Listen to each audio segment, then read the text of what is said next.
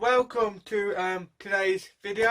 I am, as the title says, going to review my first ever read of Dr. Stone.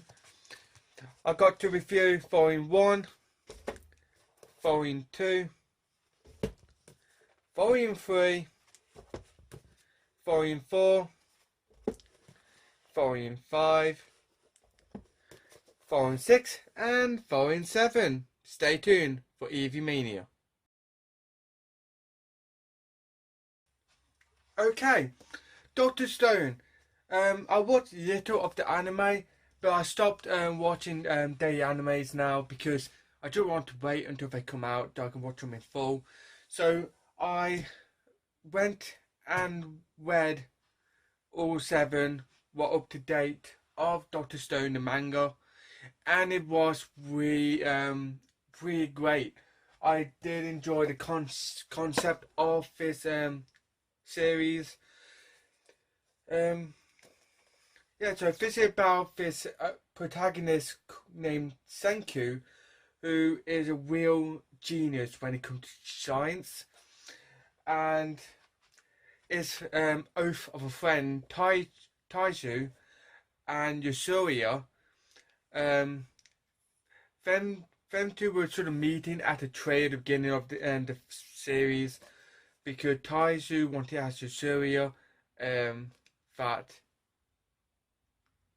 Well, he pretty much wanted to tell her his feelings towards her, but something got in the way, and next thing they knew it, the whole human population completely turned to stone, and thousands and thousands and thousands of years later, Senku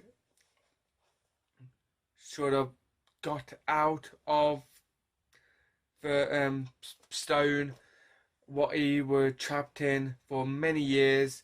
Everybody was still alive apart from what had freak actions in that thousands years gap. They're still alive, they just need to be sort of reborn. And years later, Senku did not knew what was going on. Of course, no more electricity, no more towns. They all been completely wiped off the faces of the earth after years of unbeing treated. And months later, Taiju came out of the Stone Age as well, and it pretty much them two trying to figure out what's going on and how to free everybody from their stone selves. Senku wanted to save everyone. He wanted to be reborn that human race pretty much. And before Taiju found Senku again, he found Yasuria, and he was determined to free Yasuria. I mean, there's the picture of Taiju that he getting turned to stone. And let's see if we can find one of Yasuria. And of course, we know Senku. And this was a pretty fun series. But first, before the human get turned to stone, these sort of birds were stoned first. And of course, after years of being in stone, only your body is in stone, so your clothes were completely intact. Your clothes sort of fade away, and you sort of become naked. So obviously, they sort of like cavemen trying to rebuild their clothes. And something happened before they managed to free Yasuria. Just before they get attacked by those lions, and that they need to make a decision quickly. So what they do, they free a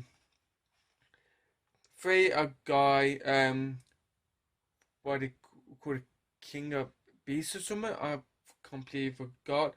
His name is Tsukasa anyway, and that's him. And he is a completely scary guy.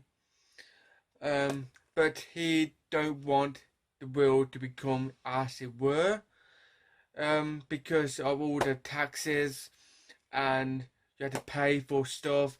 He don't want all that again. He don't want to rebuild a population, like kill the adults he want and just rebirth all the young people, so all the youth comes back and trying to not taint the earth anymore. So of course, Senku and Tsukasa have their own sort of ways of doing things. I mean, Senku wants to save the planet. Tsukasa want to rebuild the planet from evil entities, but we need all the evil entities to keep the Earth going. And all the signs are now completely gone. Whoever know signs or been from years and years ago, the people of this day and age will look at it as sorcery and not science.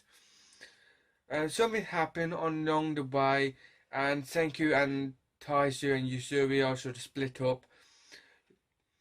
Taishu and Yusuri become spies for Tsukasa Empire.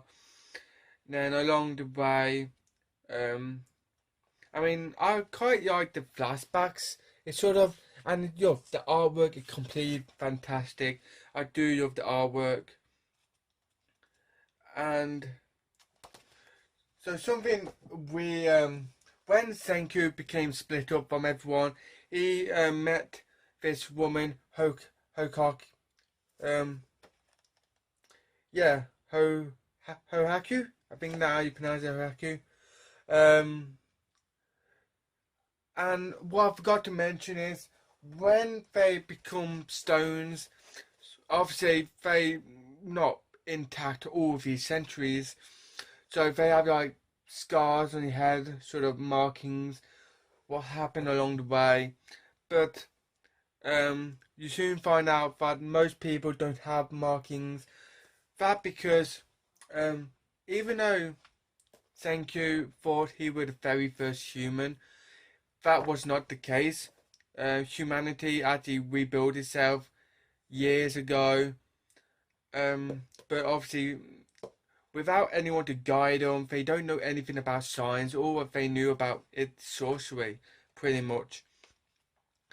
And everyone was stunned by the magnificence of science. And yeah, it pretty much that simple. Senku wanted to sort of save everyone from extinction, so he convincing everyone that science isn't sorcery, and bit by bit they want to rebuild it, like electricity, batteries, mobile phones. He just want to bring everything back. And we got some really nice characters like Suka, I think I pronounce it, and I forgot. Oh yeah, Chrome. I'd see if I can get a picture of what ain't completely naked. Yeah, Chrome. He actually a funny guy. He actually knew about science before, but obviously he thinks he was just doing tricks, and he thought he himself were a complete sorcerer.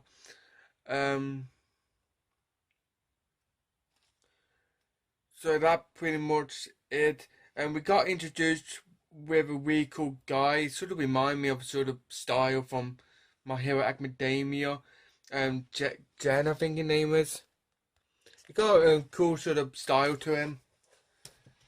And of course, they invented our gas masks because you need to go somewhere where poisonous gas in the air. Because I mean, come on, years later, pollution is really toxic. And it got introduced some really cool characters as well. I mean, I don't want to tell too much of the story, but this is sort of a fast-paced arc. We got the Fierce Games. I thought it gonna be like a pretty much like Dragon Ball or something, you know, where the games or tournament, yes, like the whole arc, but this isn't the case. It has quite a short arc and it's just detailed to fill in the gaps. And I quite enjoyed this volume where you find out who that guy is. I mean, because I didn't know anything about this series, I thought this guy would complete a new thing. But I'm not going to tell you who he is, but it definitely fill in the missing gaps of most of the story. And, well, thank Tsukasa thought Senku was dead, so he brought out spies to see if he actually dead or not. This volume I didn't enjoy as much. It's sort of a Christmas volume. I mean, you don't see that much in mangas, Christmas sort of volumes. But it do create like light bulbs and all that. And yeah, that's pretty much it. And I mean, it got a really bad guy from the beginning called Magma. Right, well, I completely forgot where I were now. Sorry about that. My dad video called me. I completely forgot where I am. Oh yeah, I'm talking about this Magma guy, ain't I? Yeah, I was about to show you Magma. At the beginning, he becomes a villain. He thought he killed someone. Well, he thought it was Senku. Then obviously, I'm not saying anything else. He turned out he wasn't Senku. But Magma becomes a really decent guy, and he's just a big softy at heart, and that pretty much sums it up. I mean, this is the final volume up to date. The next one out in November, I believe. So I'm looking forward to carry on this series. I know Volume 8 might be good. I mean, I don't read digital downloads anymore. I just want to read actual volumes when they come out. So I'm looking forward to checking Dr. Stone Volume 7 and Volume 8 out. I mean, currently, now I've finished reading this. Currently, I'm reading Promised Neverland. I watched the anime and I'm reading Promised Neverland now because it is so much fun. So yeah, that pretty much sums up today's video. And I hope you enjoyed it. So stay tuned for next time. Thanks for watching, and I will see you next time. Bye.